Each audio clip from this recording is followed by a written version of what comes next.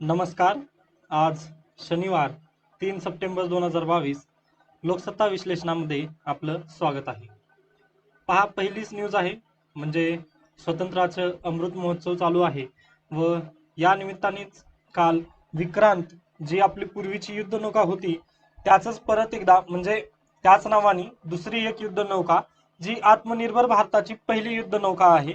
म्हणजे यामध्ये जे काही म्हणजे जे याची म्हणजे ज्यामध्ये हे शस्त्र वगैरे लावण्यात आलेली आहेत, ओके, किंवा याचे जे फीचर्स वगैरे आहेत, ओके, तर हे सर्व आत्मनिर्भर आहेत. म्हणजे याचं जे शस्त्र साठा वगैरे जे असणार आहे ते सर्व भारताने तयार केलेलं आहे व ही पहिली भारताने तयार केलेली युद्धनौका आहे. म्हणजे संपूर्ण भारतीय बनावटीची ही पहिली विमानवाहू युद्धनौका आहे. व या संबंधी आपण यापूर्वीही द हिंदू मध्ये एकदा आर्टिकल आलेला होता, तेव्हा आपण याबद्दल डिस्कशन डिटेलमध्ये मी केलेलं आहे. ओके, मला आठवत आहे. तर पहा, या युद्धनौकेचं वैशिष्ट्य आणखी जर पाहिलं तर पहिली देशी विमानवाहू युद्धनौका 262 मीटर लांब आणि रुंद आहे. पहा, 62 मीटर म्हणजे 262 आणि फक्त 62. ओके, त्यानंतर ताशी 28 सागरी मैल वेगाने 7,500 सागरी मैल अंतर पार करण्याची क्षमता आहे यामध्ये. त्यानंतर 20,000 कोटी खर्च अत्याधुनिक सुविधांनी सुसज्ज आहे. यासोबतच ऍडव्हान्स लाईट हेलिकॉप्टर ALH आणि MiG-29 लढाऊ विमानांसह 30 विमानांना वाहून नेण्याची यामध्ये क्षमता आपल्याला दिसून येते. ओके, म्हणजे एकदम म्हणजे आपण युद्धांसाठी वगैरे एकदम बेस्ट असलेली ही एक युद्धनौका आपल्याला दिसून येते.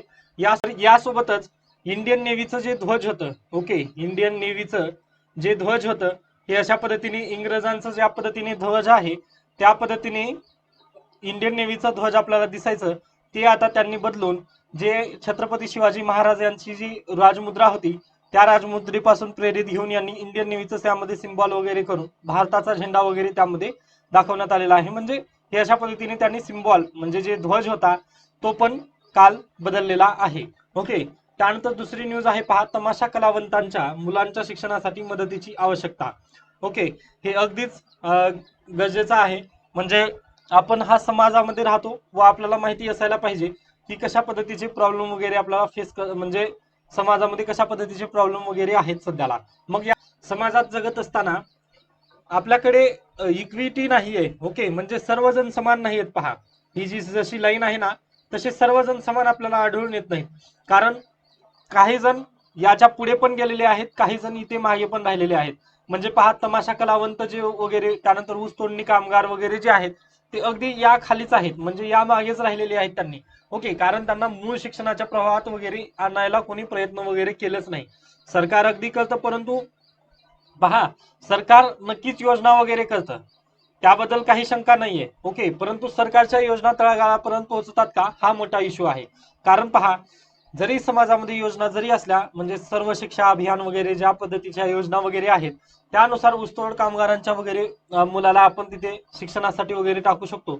परंतु त्याच्या वडिलांचं काय करणार आपण? जे ऊसतोड कामगार आहेत त्यांचं काय करणार? ऊसतोड कामगार काय करतात म्हणजे जेव्हा ऊसाचं हे येतं म्हणजे हिवाळ्यामध्ये वगैरे जेव्हा ऊस येतं काढणीसाठी, मग ते काय करतात, स्थलांतर करतात. मग त्याचे जे मग हे कामगार स्थलांतर केल्याबरोबर याच्यासोबत त्याचा जो मुलगा आहे तो पण त्यांच्यासोबतच स्थलांतर करतो. म्हणजे निवासी त्याला राहता येत नाही ना, कारण आई वडील नसल्यावर ते कुठं राहील. मग या निमित्ताने ते सर्वजण जातात. मग अशा पद्धतीने याचं शिक्षण अर्ध सुटतं, इथं अर्ध कोलॅप्स झाल्यानंतर हा काय करतो, मग परत शाळेला जाण्याची त्याची पण इच्छा होत नाही व तो पण वडिलांच्या कामाच्याच मदतीला वगैरे मदत करत करत पुन्हा तो पण त्याच व्यवसायामध्ये वगैरे गुंततो. मग यासाठी आपल्याला म्हणजे जर उच्चाटन वगैरे करायचं असेल तर हा तळागाळातला वगैरे अभ्यास करून त्यावरती योग्य अशी एक सिस्टमॅटिकली योजना वगैरे आपण राबवायला पाहिजे.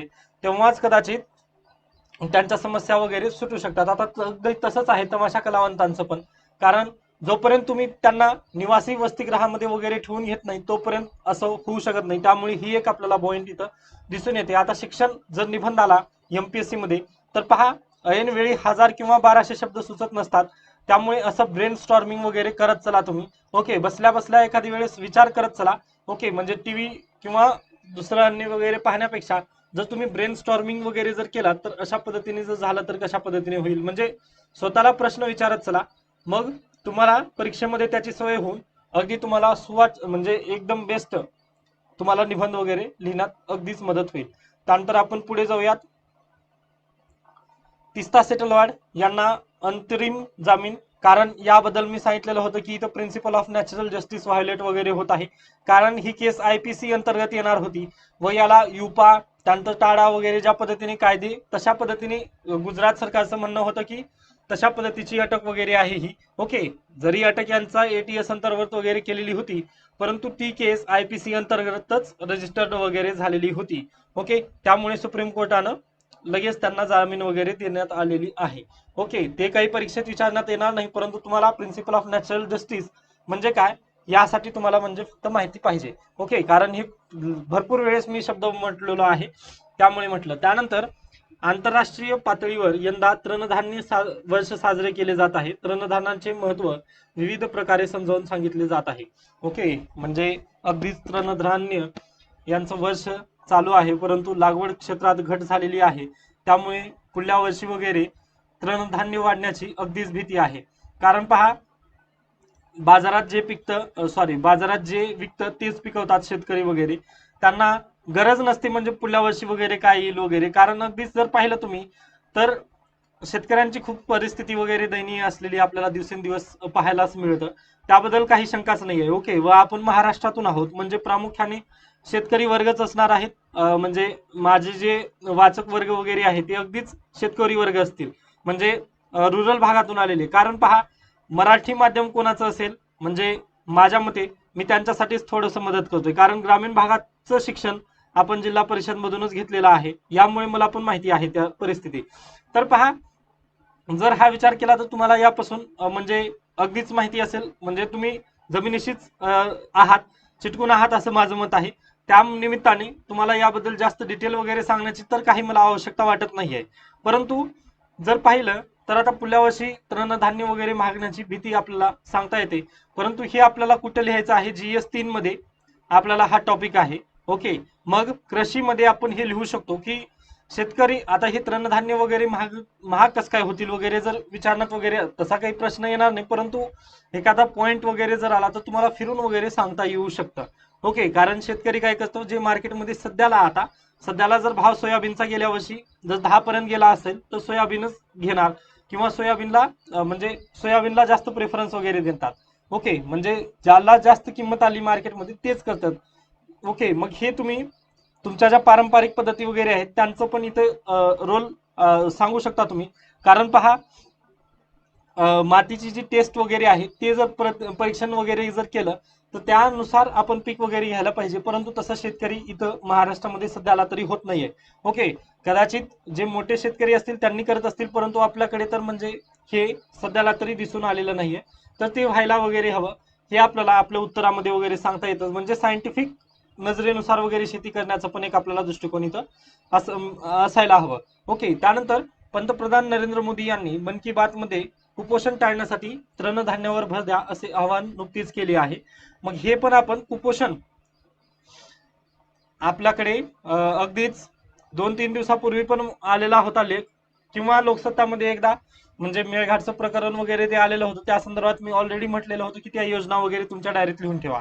बरोबर, मग यासोबतच आता कुपोषणाचं जे पॉइंट तुम्ही डायरी वगैरे तयार केला असाल आय थिंक सो, तर त्या डायरीमध्ये कुपोषणाला हटवण्यासाठी आणखीन एक योजना वगैरे आपल्याला मिळाली तर टाळण्यासाठी तृणधान्यांवर वगैरे भर द्यायला हवा असं आपल्याला लिहायचं आहे. ओके, त्यानंतर मग पुढे चला. त्यानंतर हा इथं आहे, गिधडांच्या संवर्धनासाठी महाराष्ट्राला सुरक्षित ठिकाण घोषित करण्याची मागणी करण्यात आलेली आहे. बॉम्बे नॅचरल हिस्ट्री सोसायटी ही एक म्हणजे बॉम्बे नॅचरल हिस्ट्री सोसायटी हे आणखीन एका दिवशी आपल्याला न्यूजमध्ये वगैरे असलेली पाहायला मिळाली. ते कारण हे अशा पद्धतीने म्हणजे हे करण्यात आलेलं होतं पहा, म्हणजे वाघांचा हल्ला वगैरे वाघांचा हल्ल्यापासून वगैरे संरक्षण करण्यासाठी हे अशा पद्धतीचा आपल्याला एक मास्क वगैरे त्यांनी तयार करून दिलेलं होतं. ओके, तर ते आपल्याला चंद्रपूर जिल्हा तर त्यामध्ये वगैरे आपल्याला हे त्यांनी वाटप वगैरे केलेले हे आपल्याला पाहायला दिसून आले होते. पहा, मी ऑलरेडी त्या दिवशी म्हटलं, मग त्यांनीच हे म्हटलेलं आहे व जर ही संस्था तुम्हाला परीक्षेमध्ये विचारण्यात आली, ओके, कारण पहा युपीएससीला असे प्रश्न विचारण्यात भरपूर वेळेस आलेले आहेत एन्व्हायरमेंटमध्ये, तर एमपीएससी पण आता त्याच पॅटर्नवर जर गेली तर बीएनएचएस ही सोसायटी कोणत्या मिनिस्ट्री अंतर्गत वगैरे काम करते, अशा पद्धतीने तुम्हाला डायरेक्टली प्रश्न विचारलं जाऊ शकतं, किंवा ही संस्था कशासाठी काम करते, ओके, भरपूर प्रश्न वगैरे विचारू शकतात. जगभर सप्टेंबर महिन्याचा पहिला शनिवार म्हणजे आज जागतिक गिधाड संवर्धन जनजागृती दिवस म्हणून पाळला जातो. ओके, या निमित्ताने यांनी जे जागतिक गिधाड संवर्धन जे आहे ते करण्यासाठी वगैरे त्यांनी महाराष्ट्राला एक सुरक्षित ठिकाण वगैरे घोषित करण्याची मागणी केलेली आहे. ओके, कारण पहा एकेकाळी महाराष्ट्रामध्ये खूप दिसायचे गिधाड पक्षी वगैरे दिसायचे, पण आज ते मेळघाट, पेंच व गडचिरोली या जिल्ह्यांच्या काही भागातच पाहायला आपल्याला मिळतात. तर पहा ही स्थिती कशामुळे झाली, तर एक डायक्लोफोनेक, ओके, आज पण आहे डायक्लोजेल म्हणून वगैरे, ज्या पद्धतीने तुम्हाला जर मांसपेशीमुळे वगैरे जे म्हणतो आपण आयोडेक्स सारखं हे पण एक डायक्लोफेनिक जेल वगैरे हे काम करत असतं.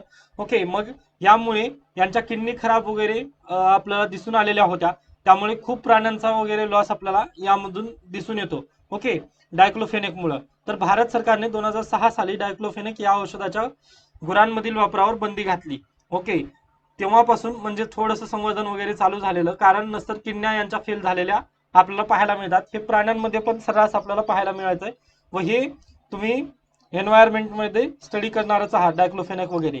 तर पहा परिणामी गिधाडांची संख्या हळूहळू वाढत आहे. मात्र नुकत्याच झालेल्या सखोल संशोधनात डायक्लोफेनेक सोबतच एसेक्लोफेनेक, निम्सुलाइड व केटोप्रोपेन ही औषधही गिधाडांच्या आरोग्यावर विपरीत परिणाम करीत असल्याचे सिद्ध झालेले आहे. हे 3-4 जरा म्हणजे थोडंसं मला पण वाचण्यासंबंधी थोडंसं प्रॉब्लेम झाली, म्हणजे प्रोनाउन्सिएशन जमलं नाही, परंतु हे तुम्हाला डायरेक्ट एन्व्हायरमेंटमध्ये असे प्रश्न विचारण्यात येतात. ओके, युपीएससी असो किंवा आता जे नवीन एमपीएससी येणार आहेत त्यासाठी, त्यामुळे प्लीज हे नावं पण तुम्ही प्रिलिम फॅक्टच्या अनुसार अगदी लक्षात ठेवा प्लीज. ओके, म्हणजे हे प्रिलिम फॅक्टसाठी अतिशय कामाचा आपल्याला मुद्दा दिसून येतो. ओके, त्यानंतर पुढे चला, राजकीय बातम्या आहेत त्यामुळे मी स्किप करतोय. त्यानंतर हे पहा, जे वंचितांच्या शिक्षणाचा वसा वगैरे त्यांनी म्हणजे चालू केलेला आहे एका संस्थेअंतर्गत वगैरे, ते देण्यात आलेलं आहे. पण हे विचारण्यात येणार नाही, अगदीच समाजकार्य चांगलं करत आहेत, परंतु आपला दृष्टिकोन वेगळा आहे, त्या निमित्ताने याला थोडंसं स्किप करून पुढे जाण्याचा प्रयत्न करतोय. त्यानंतर ही पण न्यूज. तर आता पहा, काल द हिंदूमध्ये एक लेख आलेला होता, तो मी स्किप केलेला होता, पण आज तोच लेख मराठी माध्यमातून आपल्याला लोकसत्तामध्ये आलेला आहे, त्यामुळे मी हा लेख घेतोय. ओके, त्यामुळे असे जर लेख आले ना तर ते स्किप करत किंवा हे करत चालायचं असतं, कारण पहा तुम्हाला दरवेळेस म्हणजे डबल एकच काम करण्यात वगैरे हार्डवर्क करण्यात काही गरजेचं वगैरे नाही, तुम्हाला स्मार्ट वर्क करायचं आहे.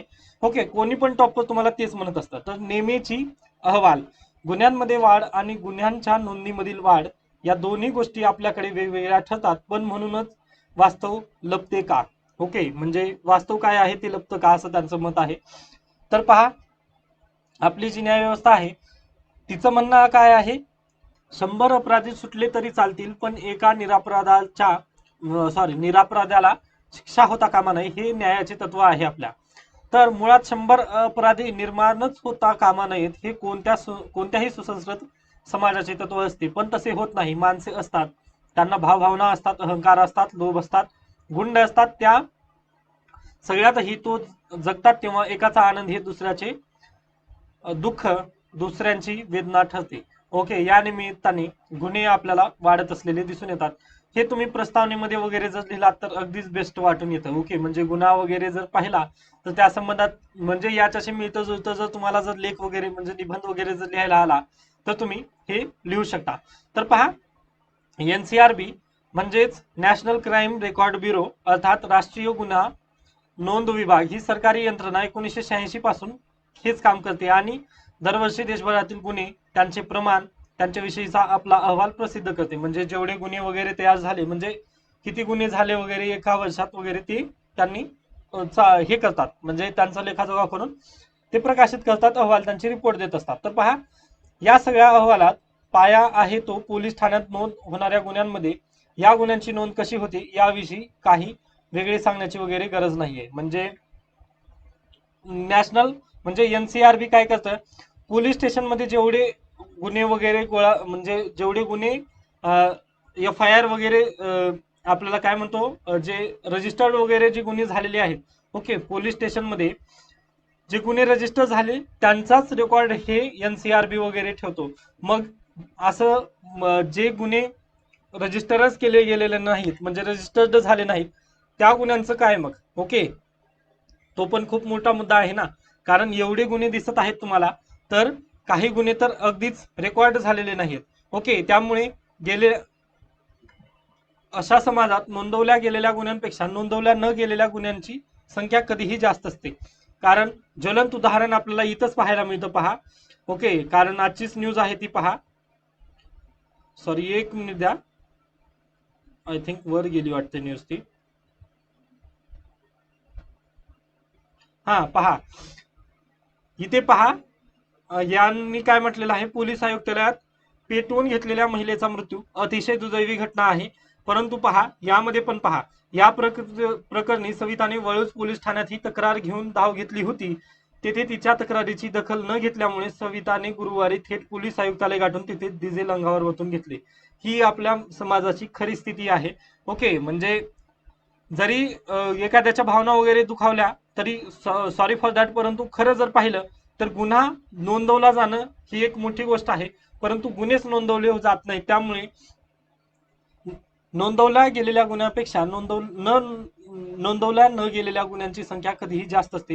हे आपल्याला डायरेक्टली ठामपणे दिसून येतं, कारण आजचीच न्यूज आहे ती, ओके. व म्हणजे तुम्हाला समजते ना मला काय बोलायचं ते. त्यानंतर पण तरीही पोलीस ठाण्यापर्यंत जाऊन गुन्हा नोंदवणे ही बाब स्त्रिया, लहान मुले, वृद्ध, दलित, शोषित, वंचित या वर्गांसाठी नेहमीच दुष्कर असते. त्यामुळे गुन्ह्यांमध्ये वाढ आणि गुन्ह्यांच्या नोंदीमुळे वाढ या दोन्ही गोष्टी वेगवेगळ्या ठरतात, ओके. म्हणजे पहा, जर तुम्ही अगदीच श्रीमंत जर असाल तर त्यांच्या घरी काही म्हणजे आता तो एक आपल्या समाजाचा एक भागच म्हणून आपण त्याला पाहावं लागेल, ओके. जर पहा, तुम्ही जर अगदीच श्रीमंत वगैरे जर असाल तर तुम्हाला म्हणजे तुम्ही फोन केल्यावर देखील तुमचे गुन्हे वगैरे रद्द केले, सॉरी, गुन्हे तुमचे स्वीकारले जाऊ शकतात, रजिस्टर्ड केले जाऊ शकतात. परंतु जे गरीब वगैरे आहेत त्यांना ताटकळत वगैरे बसावं लागतं. याची तुम्ही जर पाहिलं तर जस्टिस चंद्रू यांचं एक पुस्तक आहे, म्हणजे तमिळनाडू केसेस बद्दलच त्यांचं पुस्तक आहे, आता मला ते पण आठवत नाही. त्यामध्ये पण त्यांनी हाच पॉईंट उचलून वगैरे धरलेला आहे, ओके. म्हणजे केस रजिस्टर्ड वगैरे होत नाहीत आपल्याकडे, FIR घेतली जात नाही. FIR का घेतली नाही जात, कारण यांच्यावर प्रेशर येतं, ओके. जर त्यांनी जर रजिस्टर केली केस तर पोलिसांवर प्रेशर येतं की तुम्ही किती केस वगैरे पेंडन्सी, पोलिसांची पेंडन्सी वगैरे वाढते. त्यामुळे हे FIR वगैरे रजिस्टर करत नाहीत. आता म्हणजे हा एक लेख आणि दुसरा एक लेख आपल्याला गरजेचा होता हे तुम्हाला पूर्ण प्रोसिजर वगैरे समजून घेण्यासाठी. परंतु तुम्ही म्हणजे अगदीच मूवी जर पाहत असाल तर तुम्हाला ही पूर्ण समजावण्याची वगैरे काही आवश्यकता असं मला वाटत नाहीये, ओके. परंतु हे तुम्हाला अगदीच माहिती असायला पाहिजे की NCRB वगैरे ह्याच्यामुळं, ओके. मग आता ही NCRB चर्चेत काय आलंय तर गेल्या आठवड्यामध्येच आपल्याला काय झालेलं आहे, डेटा आपल्याला पाहायला मिळाला, म्हणजे 2021 चा डेटा त्यांनी प्रकाशित केलेला आहे, ओके. मग पहा, सगळ्यात पहिली गोष्ट म्हणजे 2020च्या तुलनेमध्ये 2021 मध्ये गुन्ह्यांच्या नोंदणीच्या, ओके, म्हणजे गुन्हे नोंदणीच्या प्रमाणात 7.6% घट झाली आहे असा अहवाल सांगतो. म्हणजे 2020 मध्ये 1 लाख लोकसंख्येमागे 489.8 गुन्हे नोंदवले जात, ते 2021 मध्ये 445.9 झाले आहे, हे अहवालाचे म्हणणे आहे. म्हणजे गुन्ह्याची नोंदणी जी आहे ती कमी झालेली आपल्याला इथून दिसून येते. आणखीन एक बाब या आकडेवारीमध्ये काल आपल्याला दिसून आली ती म्हणजे आत्महत्या. ती आत्महत्याची आकडेवारी पाहिल्यावर आणखीन आपण अस्वस्थ वगैरे आपल्याला करणारी ती आकडेवारी होती. तर पहा, 2021 या वर्षात 1,67,033 जणांनी आत्महत्या केल्या आणि धक्कादायक गोष्ट म्हणजे त्या जवळपास 42,000 म्हणजेच 25% प्रमाण हे रोजंदारीवर जगणाऱ्या लोकांचे आहे. त्या खालोखाल स्वयंरोजगार करणारे आणि त्या खालोखाल आत्महत्या बेरोजगारांच्या आहेत. आत्महत्या करणाऱ्या स्त्रियांची संख्या 45,000च्या आसपास आहे. म्हणजे जर पाहिलं जे रोजगार करून खातात वगैरे त्यांची जर पाहिलं कंडिशन तर देशात खूप कठीण कंडिशन वगैरे आपल्याला पाहायला मिळते. तर पहा, आत्महत्या करणाऱ्या देशभरातील शेतकऱ्यांमध्ये महाराष्ट्रातील शेतकऱ्यांचे प्रमाण सर्वाधिक म्हणजे 10,881 6.6% एवढे आहे. आत्महत्या करणाऱ्या या सगळ्या लोकांमध्ये 64.2% लोकांचे वार्षिक उत्पन्न 1 लाख पेक्षा कमी असल्याचे आढळते आपल्याला. ओके, मग त्यानंतर रोजंदारीवर जगणाऱ्या लगभग स्त्री पुरुषांना या जगात जगणे असह्य होते. ते महिन्याला 8,500 रुपये देखील कमवू शकत नाहीत. हे वास्तव भीषण आहे. म्हणजे पहा, शहरांमधील घरे, म्हणजे हे थोडंसं तुम्हाला एक रियालिटी असावी माहिती. शहरांमधील घरे कोटी कोटी उड्डाणे करत असताना सरकारी कर्मचाऱ्यांसाठी 8वा वेतन आयोग लागू होणार की नाही याची चर्चा असताना, शहरांमध्ये मॉल्स दुतडी भरून वाहत असताना आणि आजही IT क्षेत्रातील कर्मचाऱ्यांच्या पॅकेजला चर्चा रंगत असताना, रोजंदारीवर जगणाऱ्या लाखो स्त्री पुरुषांना या जगात जगणे असह्य होते. ते महिन्याला 8,500 रुपये देखील कमवू शकत नाहीत. हे वास्तव भीषण आहे. म्हणजे पहा, आता इकडे काल पूर्वीचीच बातमी होती, AC डबे रद्द वगैरे करण्यात आले. म्हणजे अगदीच पहा, देशामध्ये सर्वजण आहेत व जरी पाहिलं, म्हणजे किती जरी तुम्ही म्हटलात तरी आपला देश लो इकॉनॉमिक पीपलचाच आपल्याला असलेला पाहायला मिळतं. ओके, कारण जास्त लोकसंख्या काय आहे, अगदीच आहेत. म्हणजे 20% जे आहेत त्यांचे उत्पन्न अगदीच जास्त आहे, परंतु 80% किंवा 50% तरी आपण धरूयात, 50% तरी लोक काय आहेत, अगदी गरीब आहेत व लो इन्कम त्यांची आहे. त्यामुळेच पहा, त्यामुळेच म्हणतो मी परत परत की आपल्याला फ्रीमध्ये राशन वगैरे देण्याची गरज पडली होती कोरोना टाइम मध्ये वगैरे. ते अगदी बरोबर आहे. ओके, कारण आपण तेवढं म्हणजे जास्त AC डब्यापर्यंत वगैरे खर्च करू शकत नाही. म्हणजे आपल्याला जनरल डब्याची गरज अगदी लागणार आहे. ओके, जनरल डब्यांची वगैरे गरज लागणार आहे. त्यामुळे पॉलिसी मेकर्सनी वगैरे, म्हणजे पॉलिसी, आता तुम्ही उद्या प्रशासनामध्ये वगैरे गेल्यानंतर पॉलिसी मेकिंग करताना तुम्हाला लो इन्कम ग्रुप यांच्यावर लक्ष ठेवूनच तुम्हाला पॉलिसी वगैरे मेकिंग करावी लागेल. कारण भारतीय संविधानामध्ये DPSP नुसार, ओके, भारतीय संविधानामधील DPSP नुसार तुम्हाला काय म्हटलेलं आहे की सर्वांना समान न्याय वगैरे देण्यात आला पाहिजे. ओके, राजकारणाचा असो, आर्थिक असो किंवा अन्य कोणता असो, सामाजिक, आर्थिक, ओके, हे जे न्याय आहे ना किंवा राजकीय, हे जे न्याय आहे ना, तुम्हाला समान पद्धतीने वगैरे द्यायला पाहिजे. म्हणजे इक्विटी वगैरे आणायला पाहिजे तिथे. इक्वॅलिटी नाही, इक्विटी, म्हणजे सर्वांना समान त्या पद्धतीने वाटप वगैरे करण्यासाठी प्रयत्न केला जायला पाहिजे. ओके, अगदीच बरोबर आहे. काही जण आहेत म्हणजे जास्त इन्कम ग्रुपचे पण आहेत आपल्याकडे, मग त्यांचं पण, त्यांच्यासाठी AC दिलो ना आपण, मग यांच्यासाठी पण जनरल डब्बा आपण सोयी सुविधा वगैरे वाढवल्या पाहिजे. कारण यांचं जगणं जे आहे ते खूप महाग होत आहे. ओके, व यांचे जे गुन्हे वगैरे आहेत हे सोशल मीडियावर वगैरे आपल्याला पाहायला मिळत नाही. त्यामुळे काय झालं, हे स्वतःला एक्सप्रेस वगैरे करत नाहीत. ओके, स्वतःला एक्सप्रेस करत नसल्यामुळे यांचं, म्हणजे आपण काय झालेलं पहा, मिडल क्लासच क्रांती वगैरे करून येतं, परंतु ही लोअर मिडल क्लास आहे. लोअर मिडल क्लासला स्वतःचं म्हणजे रात्री झोपायचं कसं हा प्रश्न असतो. म्हणजे रात्री काय खायचं व काय झोपायचं हा यांच्यासमोर प्रश्न असतो. त्यामुळे क्रांती वगैरे यांच्या करण्याला कुठंही यांना म्हणजे बोलण्यासाठी वगैरे तोंड वगैरे नसतं, किंवा क्रांतीसाठी यांच्याकडे एक माध्यम वगैरे आपल्याला मिळत नसतं. ओके, त्यामुळे आपण जर ही आकडेवारी जर पाहिली तर आपल्याला आणखीन पॉलिसीमध्ये वगैरे आपल्याला चेंज करायचं आहे. हे आपल्याला उत्तरामध्ये वगैरे लिहिता येतं. ओके, कारण तुम्हाला यावरती भरपूर प्रश्न वगैरे विचारले जाऊ शकतील व तुम्हाला ब्रेन स्टॉर्मिंग आता करायची गरजच आहे. ओके, की समाजात अशा पद्धतीने कसं काय चालू आहे. म्हणजे अगदीच तुम्ही व्हॉट्सअप युनिव्हर्सिटी वगैरे जर पाहिलं तर त्यामध्ये जे राजकारणी वगैरे जे बातम्या येतात त्यापासून तुम्हाला पण थोडंसं जागरूकता आली पाहिजे समाजामध्ये की कशा पद्धतीने काय चालू आहे. ओके, त्यानंतर गुन्ह्याच्या संदर्भात चर्चा करताना स्त्रिया हा घटक नेहमीच महत्वाचा असतो, कारण त्यांची सुरक्षितता ही त्या समाजाची इयत्ता दाखवत असते. त्या बाबतीत आपली इयत्ता अजूनही प्राथमिक पातळीवर आहे हे सांगायला खरे तर कोणत्याही अहवालाची गरज नाही. तरी देखील पहा, 2020च्या तुलनेत 2021 मध्ये स्त्रियांवरील अत्याचाराचे प्रमाण 15.3% वाढले आहे. 53,083 प्रकरणांसह उत्तर प्रदेशातील सगळ्यात असुरक्षित राज्य ठरले आहे. ओके, म्हणजे महिलांमध्ये उत्तर प्रदेश हा असुरक्षित राज्य म्हणून घोषित केला जाऊ शकतो. त्यानंतर राजस्थान आणि तिसऱ्या नंबरला आपण आहोत महाराष्ट्र.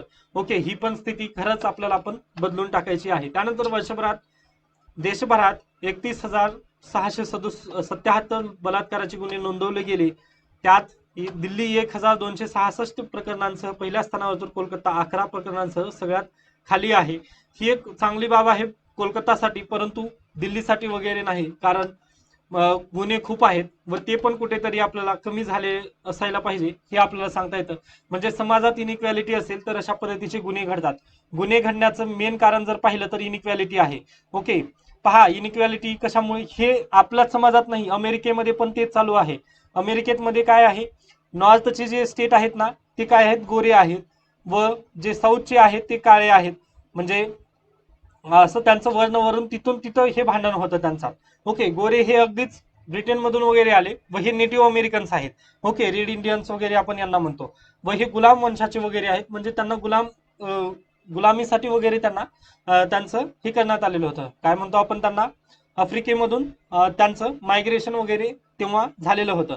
मग या दोन्ही बेसिसवर आपल्याला असं डायरेक्टली सांगता येतं की जेव्हा समाजामध्ये इनक्वॅलिटी असेल, आता गोरे अगदी श्रीमंत व हे जर अगदी गरीब असतील, तर यांना काय वाटतं, म्हणजे दुसऱ्या समोरच्याला वगैरे बघून, म्हणजे आमच्याकडे खायला वगैरे पैसे नाहीत, त्यामुळे गुन्हेगारीचं वगैरे प्रवृत्ती वगैरे जास्त वाढते. त्यामुळे आपल्याला समाजामध्ये गुन्हे जर कमी वगैरे करायचे असतील तर पॉलिसी मेकर्सनी याकडे देखील ध्यान द्यायला पाहिजे व इनइक्वॅलिटी समाजात जी आहे ती कमी अगदी करायला गरजेचे आहे. कारण तुम्ही उद्या सोल्युशन देणार आहात. ओके, तुम्हाला सोल्युशन बेस्डच बोलायचं आहे. त्यामुळे प्लीज ही गोष्ट वगैरे अगदी लक्षात घ्या. त्यानंतर पहा, आणखीन एक जर पाहिलं आपण तर उत्तर प्रदेश हे जातीय तणावाच्या बाबतीत देशातले सगळ्यात शांत राज्य आहे. हे वास्तव पचवणे कदाचित म्हणजे अनेकांना शक्य होणार नाही, पण आकडेवारी तरी तीच सांगते. म्हणजे जर तुम्ही पाहिलं तर उत्तर प्रदेशामध्ये उत्तर प्रदेश हे अगदी शांत राज्य अशा पद्धतीने त्यांनी म्हटलेलं आहे. जर तुम्ही वास्तव तुम्हाला स्वतःला पण प्रश्न पडला असेल की उत्तर प्रदेश अगदीच, मी राजकारणी किंवा अन्य बाबतीमधून वगैरे बोलत नाही, मी NCRBचा डेटा या निमित्ताने हे बोलतोय. व तुम्ही प्रशासक आहात म्हणजे तुम्ही न्यूट्रल राहायलाच पाहिजे. ओके, ना बीजेपी ना काँग्रेस. परंतु जर पाहिलं तुम्ही तर उत्तर प्रदेश हे शांत राज्य आहे असं म्हणत आहेत. हे अगदीच कुठेतरी पचवणे आपल्याला हे वाटत आहे. कारण जातीय दंगली वगैरे तिथं होतच नाही असं तर नाही, कारण व्हॉट्सअपवरती वगैरे आपण जे पाहतो किंवा अन्य सोशल मीडियावरती वगैरे जर पाहिलं आपण किंवा बातम्यांमध्ये वगैरे, तर तिथं आपल्याला दिवसेंदिवस असे गुन्हे झालेले वगैरे आपल्याला अगदीच पाहायला मिळतात, परंतु त्यांची नोंद झाली नाही. जे पोलीस स्टेशनमध्ये FIR वगैरे जी व्हायला पाहिजे होती रजिस्टर, ते रजिस्ट्रेशन झालं नाही, त्यामुळे त्यांची नोंद जी आहे ती नगण्य आहे. त्यामुळे अगदीच उत्तर प्रदेश हे म्हणतो अगदीच शांत राज्य म्हणून वगैरे आपल्याला पुढे दिसून आलेलं आपल्याला पाहायला मिळतं. ओके, हे झालं NCRBचा डेटा वगैरे. यातून अगदीच भरपूर काही पॉईंट वगैरे आहेत ज्यामधून तुम्ही निबंध वगैरे लिहू शकता किंवा जे मी काही बोललो वगैरे त्यामधून पण तुम्ही निबंध वगैरे लिहू शकता. व तुम्हाला जर काही माझ्या बोलण्यातून वगैरे जर तुमच्या भावना दुखवल्या असतील तर सॉरी फॉर दॅट, कारण हे सोशल मीडियाचा जमाना आहे.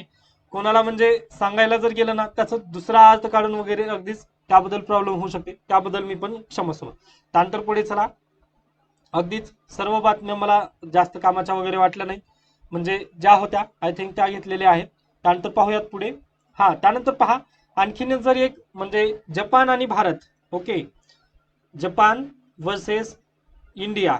जर या दोघांचं इंडस्ट्रियलायझेशन वगैरे जर पाहिलं तर जपानने पण अगदी सुरुवात ज्या पद्धतीने केली, ओके, म्हणजे त्यांच्याकडे पण इंग्लंड सारखं वगैरे जास्त काही नव्हतं, परंतु त्यांनी भारत ज्या पद्धतीने लोकांना बाहेर पाठवलं शिक्षणासाठी वगैरे, अगदी जपानने पण तसंच केलं. परंतु जपानचे जे ज्यांना पाठवलेलं होतं जपानने ते परत भारतात आले. ओके, भारतात येऊन त्यांनी काय केलं, त्याची रिव्हर्स इंजिनिअरिंग वगैरे केली व भारताला जपानला विकसित देश बनवण्यामध्ये त्यांचा खूप मोठा हात आहे.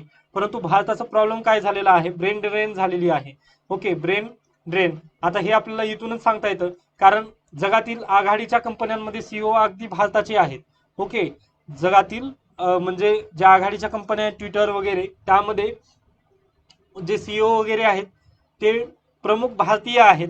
परंतु प्रॉब्लेम काय झाला पहा, तर ही ब्रेन ड्रेन झालेली आहे. ते जर कदाचित भारतात असते तर आज इंडस्ट्रियलायझेशन मध्ये आपण पण अगदीच बेस्ट असतो. परंतु प्रॉब्लेम झाला ब्रेन ड्रेन. ओके, मग जे इथं भारतामध्ये राहिले त्यांचं अगदीच हे राहिलं नाहीये. त्यामुळे पण इंडस्ट्रियलायझेशन म्हणजे कम्पॅरेटिव्ह स्टडी जेव्हा येईल, म्हणजे तुम्ही आता शिकणारच आहात, तुम्हाला औद्योगिक क्रांती हा GS1 मध्ये तुम्हाला टॉपिक आहे. मग त्या दरम्यान हा प्रश्न वगैरे विचारण्यात येऊ शकतं. त्यानंतर तुम्हाला GS1 मध्ये आणखीन एक आहे सोसायटी, इथे पण हा प्रश्न वगैरे विचारला जाऊ शकतो की ग्लोबलायझेशनच्या नंतरची इफेक्ट वगैरे सांगा किंवा भारताची परिस्थिती का बदलत नाहीये वगैरे. तर तुम्ही हा पॉइंट नक्की मांडू शकता की भारताची ब्रेन ड्रेन खूप झालेली आहे. ओके, जर कदाचित ते जर म्हणजे ते व्यक्ती जे आले भारतामध्ये वगैरे, तर त्यांनी नक्कीच टॉप कंट्रीमध्ये आपल्याला भारत देशाचं नाव अगदीच हे करू शकतात, हे आपल्याला सांगता येतं. म्हणजे इथून शिकून बाहेर जाणं हेच आपण ब्रेन ड्रेन मध्ये वगैरे शिकत असतो. ओके, त्यानंतर पुढे चला. चतुरंग हे मिनी मॅगझिन आहे, त्यामुळे मी याला संपूर्णरित्या स्किप करतोय. जर तुम्हाला यामध्ये आवड वगैरे असली तर तुम्ही याबद्दल नक्की वाचू शकता, पण मला नाही वाटत की याबद्दल काही विचारलं वगैरे जाऊ शकेल. व परत एकदा जर काही शब्द वगैरे तुमच्या भावना वगैरे दुखवल्या जर गेल्या असतील तर त्याबद्दल क्षमस्व. व याबद्दल काही तुम्हाला शंका वगैरे किंवा काही सजेशन वगैरे असतील तर तुम्ही मला नक्की विचारू शकता. धन्यवाद.